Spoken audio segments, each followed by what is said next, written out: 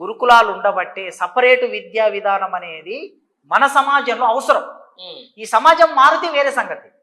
ఈ కుల సమాజంలో, మత సమాజంలో, వైషమ్యాలు ఉన్న సమాజంలో, పేదరికం ఉన్న సమాజంలో సపరేట్ విద్య అందించటం మూలంగా పిల్లల్లో ఎక్కువ గ్రోత్ పెరుగుతుంది, ఒక యూనిటీ పెరుగుతుంది. దాని మూలంగా కొన్ని రిజల్ట్స్ మనకు వచ్చాయి, ఫలితం మనకు వచ్చింది.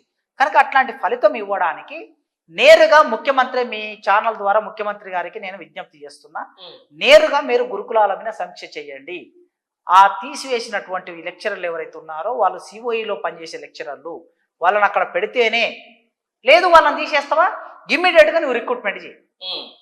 ఎంతమంది అయితే అవుట్ సోర్సింగ్లో లెక్చరర్లు ఉన్నారో వాళ్ళందరినీ తీసేసి వెంటనే ఒక రిక్రూట్మెంట్ నోటిఫికేషన్ ఇచ్చి 1000 మందిని గురుకుల సొసైటీలో పనిచేసే నైపుణ్యం కలిగిన లెక్చరర్లని ఎంపిక చేసి ఆ సిఓఈ సెంటర్లో నువ్వు నియామకం చేయి.